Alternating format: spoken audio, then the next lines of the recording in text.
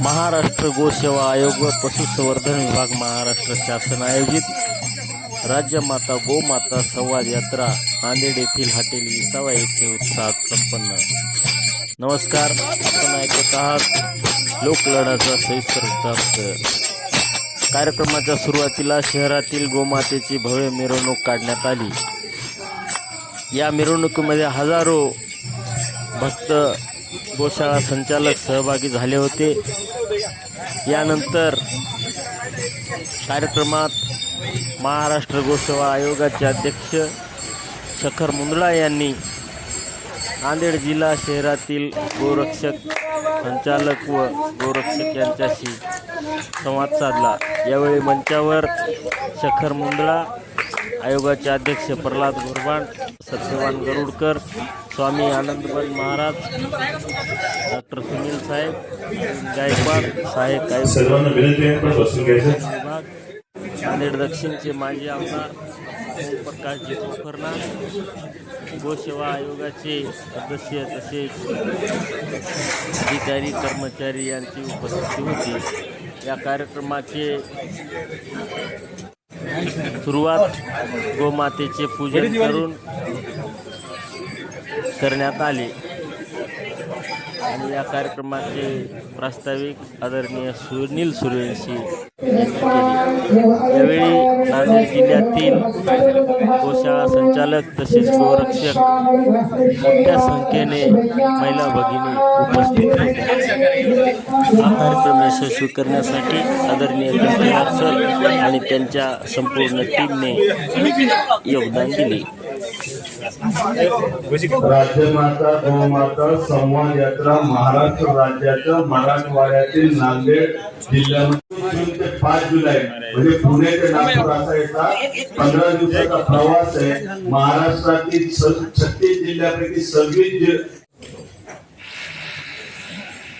उपस्थित यात्रेमध्ये ज्यांनी मी सर्वांना विनंती करतो की कार्यक्रमाचा थोडा 2 मिनिटाचा भाग राहिलेला आहे, तर कोणीही उठणार। श्री मारुती कंटेवार संवाद यात्रा कार्यक्रम संयोजक नांदेड, माननीय श्री प्रीतमजी भरडिया माझा प्रतिनिधी नांदेड, माननीय श्री आकाश काळे गोशाळा महासंघ प्रतिनिधी नांदेड, डहाळे यांना विनंती करतो की आपला या ठिकाणी राज्यमाता गोमाता संवाद यात्रा ही 22 जून रोजी पुण्याहून सुरू झाली आहे। आज ही नांदेडमध्ये आहे। 14 जिल्हे आमचे पूर्ण झालेले आहेत। आम्ही रोज 2 जिल्ह्यात जातोय आणि अतिशय सुंदर असा रथ आम्ही राज्यमाता गोमाता संवाद यात्रेचा बनवला आहे। आमची ही यात्रा शोबाजी नाही। आम्हाला जो संदेश याच्यातून द्यायचा आहे तो मुख्य संदेश असा आहे की आत्ता जी शेती जी खराब झालेली आहे ती शेती ही गो आधारित शेती होणं खूप महत्त्वाचं आहे। प्राकृतिक शेती होणं खूप महत्त्वाचं आहे।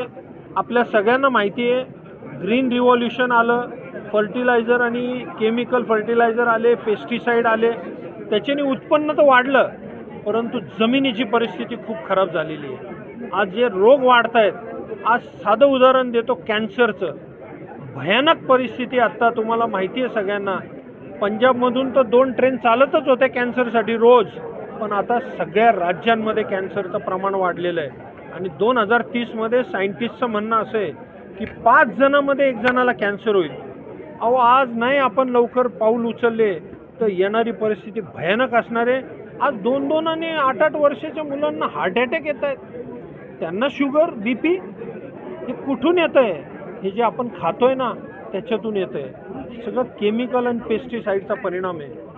वापरलं पाहिजे पण त्याचं लिमिट आहे। पण आज शेतकरी ज्या पद्धतीने वापरतोय, मला असं वाटतं आम्ही अवेअरनेस करायला आलो आहे की आता गो आधारित शेती, प्राकृतिक शेती, सेंद्रिय शेती करा आणि त्याचा उपाय आमच्याकडे आहे।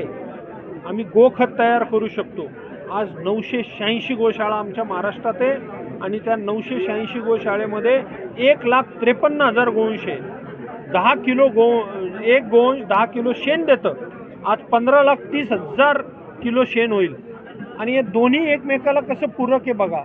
यांनी जर शेण बनवायला सुरुवात केली, गोखत तयार केलं आणि ते जर शेतकऱ्यांना दिलं तर त्याच्यातून गो आधारित शेती सुरू होईल। हे आम्ही सगळ्या गोशाळेला आवाहन केलेलं आहे आणि आम्ही आवाहन अशासाठी केलं आहे की महाराष्ट्र गोसेवा आयोगामार्फत आपण 50 रुपये प्रतिदिन प्रति देशी गाय हे अनुदान देतो आहे। आज 132 कोटी रुपये या गोशाळेला आम्ही अनुदानात वितरित करतो आहे। आम्ही उपकार नाही करत आहे, पण त्यांची परिस्थिती खरंच बिकट आहे। पण आता कुठेतरी पाऊल उचललं पाहिजे। हे जीवामृत, घनजीवामृत आणि बीजामृत याची वेळ आलेलीच आहे आता जर नाही आली आणि आम्ही त्या ऑफिसमध्ये बसून मुंबईच्या पुण्याच्या नाही सांगू शकत। आता लोकांमध्ये यावं लागेल, यांना सांगावं लागेल, एक ज्योत पेटवायला लागेल, एक आग तयार करायला लागेल, एक चळवळ तयार करायला लागेल। बघा, ग्रीन रिव्होल्युशनच्या नावाखाली हे झालं, मग आलं व्हाईट रिव्होल्युशन। व्हाईट रिव्होल्युशनमध्ये दूध वाढवण्यासाठी सगळ्या संकरित गायी आल्या, विदेशी गायी आल्या, त्यांचं दूध तर वाढलं आहे, पण ते आरोग्याला किती फायदेमंद आहे हा खूप मोठा प्रश्न उभा राहिलेला आहे। पण देशी गाईचं दूध हे अतिशय जबरदस्त आहे आरोग्यासाठी। आज डॉक्टरसुद्धा लिहून देतो प्रेस्क्रिप्शनमध्ये, आईचं दूध बंद झाल्यावर देशी गाईचं दूध द्यावं। अहो, याच्यात अर्थ समजा ना तुम्ही। आणि हे जर करायचं असेल तर आता सगळ्यांना जागं व्हावं लागेल, शेतकऱ्यापासून, गोशाळेपासून, गोसेवकांपासून आणि दानदात्यांना पण। मी दानदात्यांना पण आवाहन करतोय की त्यांनी पण आपलं दान ह्या सत्कर्मासाठी द्यावं। आता मी सगळ्या गोशाळा या आत्मनिर्भर करणार आहे आणि त्याचं पाऊल मी उचललेलं आहे आणि मला खात्री आहे की मी लवकर ह्या सगळ्या गोशाळा आत्मनिर्भर करेल। आणि मी माझ्या ऑफिसमध्ये बसून नाही करू शकत, म्हणून आम्ही सगळ्या जिल्ह्यातून प्रवास करून 5 जुलैला आम्ही नागपूरमध्ये जातो आहे आणि देवेंद्रजी फडणवीस महाराष्ट्राचे आदरणीय मुख्यमंत्री यांच्या उपस्थितीत हा समारोप आहे। आणि हे सगळं डॉक्युमेंट, हे डॉकेट, याच्यातले काही मुद्दे जे योग्य मुद्दे आम्ही त्यांच्यासमोर मांडणार आहे। पुढची दिशा हे ते आम्हाला ठरवतील, ते आम्हाला दिशा देतील। पण मला एक खात्री आहे की ते सुद्धा गोभक्त आहे आणि त्यांना या सगळ्या परिस्थिती माहिती आहे, त्यामुळे येणारा काळ हा चांगल्या पद्धतीने आपण करू शकतो। गोसेवा आयोगाचे अध्यक्ष आहात, महाराष्ट्रात गोहत्या प्रमाण वाढलेलं आहे, हे थांबण्यासाठी आम्ही खूप मोठं पाऊल उचललं साहेब। बरोबर तशी होती, पण आज 21 मेला जी गृह खात्याकडून ऑर्डर निघाली, म्हणजेच माननीय मुख्यमंत्री साहेबांकडून जी ऑर्डर निघाली आहे ती तुम्ही एकदा वाचा। आणि त्याच्यामध्ये आता गोवंशाला कत्तल करायचं या लोकांनी विसरून जावं, नाही तर ते एकदा आत गेले तर बाहेर येऊ शकत नाही, असे कायदे आम्ही बनवले। पहिल्यांदा गो तस्करीवर आता मकोका लागतोय। ऑलरेडी 53 केसेस झाले आहेत महाराष्ट्रामध्ये, मकोका लावले। मकोका लावल्यावर तुम्ही किती पैसे लावा, वकील लावा, आता नाही सुटू शकणार। वारंवार केस जर ज्याच्यावर होत असेल, 3च्या वर जरी केस झाल्या तर त्याला तडीपार करतोय। अशा ॲक्शन आता सुरू झालेल्या आहे आणि मी त्यांनाही विनंती करतो, त्यांना काय करायचं ते करू द्या, पण गोवंशाला आता हात नका लावू तुम्ही।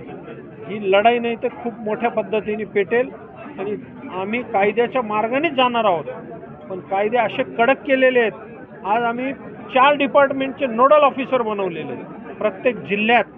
SP, CP, पशुसंवर्धन आणि परिवहन, चौघांना आम्ही आज मुख्यमंत्री साहेबांच्या निर्देश आहेत की नोडल ऑफिसर तयार करा आणि त्यांचे नंबर डिक्लेअर करा आणि ते नागरिकांमध्ये पण द्या की त्याचं काम आम्ही आयोगामार्फत करू। सगळे नोडल ऑफिसरचे नंबर सगळ्या नागरिकांपर्यंत आता जातील, त्यांनी फक्त त्यांना कळवायचं आहे। याच्यावर जर नाही कोणी काय ऐकलं तर सरळ 112 डायल करा। आता तिथं ही सगळी नोंद घेतली जाते।